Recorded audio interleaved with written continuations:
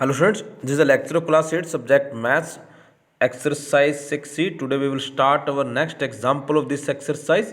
So example 7, that is using division, show that x minus 1 is a factor of x cube minus 1. Means अब इस सम में हमें ये show करना है कि x माइनस वन जो है वो हमारी x क्यूब माइनस वन का एक फैक्टर है।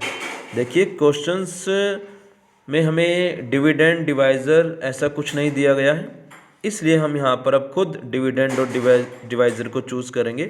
अब देखिए अगर क्वेश्चन में ये पूछा जाता है आपसे कि कोई पोलिनोमियल हमारे पास किसी पोलिनोमियल्स का फैक्टर है या नहीं है, तो आपने पोलिनोमियल्स को पोलिनोमियल्स से डिवाइड करना है। जो फैक्टर आपसे पूछा जा रहा है कि वो उसका फैक्टर है या नहीं है, वो आपका डिवाइज़र बनेगा। जिसका फैक्टर आपने बताना है वो आपका डिविडेंड बनेगा। देखिए अब इसका फैक्टर बताना है तो ये डिविडेंड है, ये बताना है कि ये इसका फैक्टर है या नहीं है, तो ये हमारा डिवाइज़र होगा। क्लियर। अब देखिए हमारे जो डिविडेंड की जो टर्म है उसके अंदर स्केयरिंग और x की पावर 1 वाली टर्म्स नहीं दे रखी है, तो उसको आप राइट इस तरह से करना 0x² + 0x, ताकि आप क्वेश्चंस को सॉल्व करते टाइम उसको गलत नहीं कर पाएँ। क्लियर।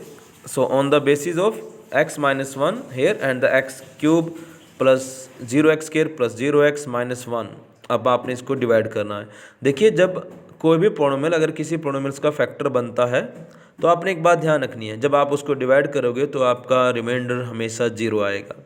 अगर आपका रिमाइंडर 0 आ रहा है तो फैक्टर है, अदरवाइज वो उसका फैक्टर नहीं है।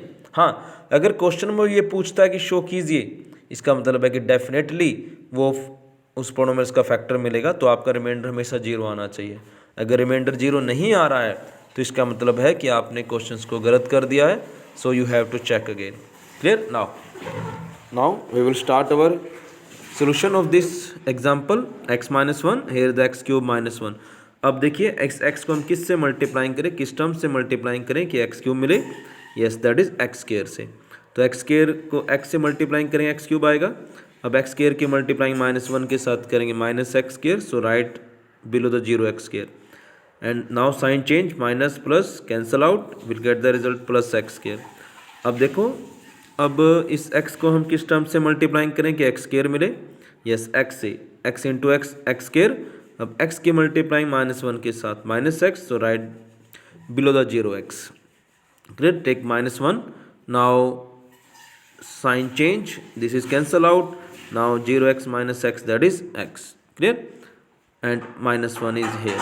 अब देखो अब इस x को हम किस टर्म से मल्टीप्लाइंग करें कि x मिल जाए। यस, दैट इज 1 से, तो 1 into x, 1 into -1 that is -1, sign change cancel out. देखिए अब रिमाइंडर हमारे पास क्या आ गया, यहाँ 0 आ गया, इसलिए x माइनस 1 जो है वो हमारे x³ -1 का एक फैक्टर है।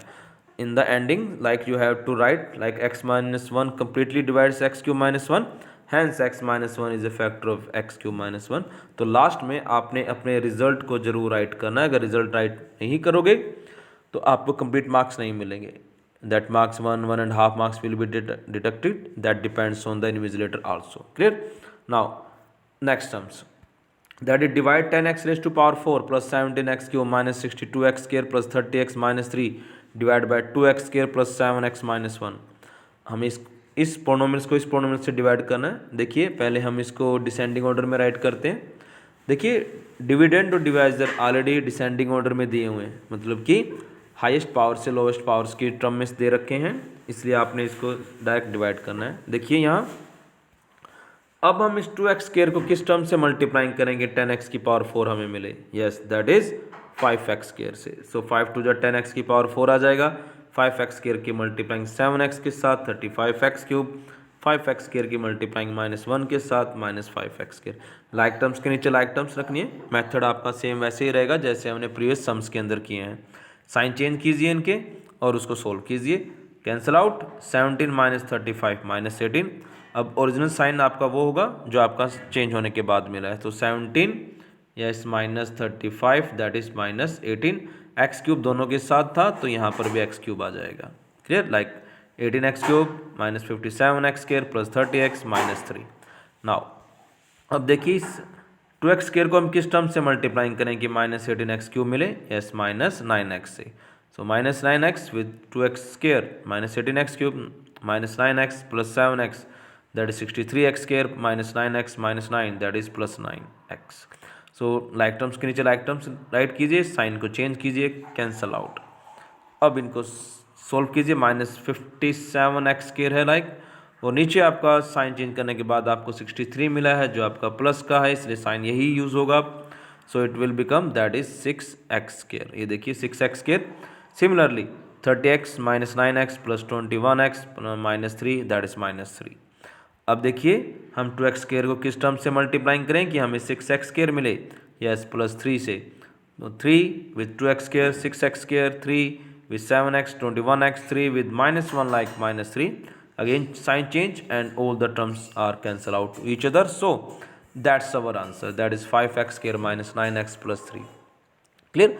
देखिए यहाँ पर मैं आपको एक पॉइंट्स और बताता हूँ. देखिए अगर आपने अपने आंसर को चेक करना है तो उसका एक मेथड होता है चेक करने का, आप उसको ट्राई भी कर सकते हो. देखिए ये हमारा डिविडेंड आया हुआ है, ये हमारा क्वोशिएंट है और ये हमारा क्या है, डिवाइज़र है, और यहाँ पर हमारा रिमाइंडर है जो हमारे पास 0 है.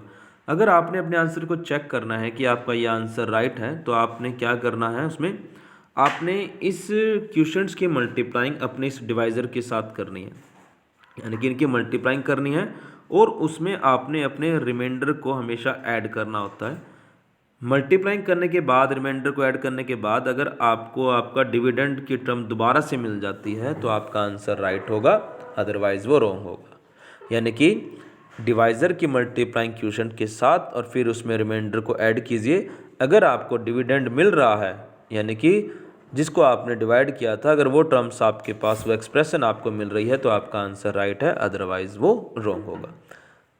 Clear? Then you can check it also. That's your answer is right or wrong. Clear? Now, on the basis of these sums, you have to complete this exercise from 9 to 15 sums in fair notebook. Clear? Thank you and have a nice day.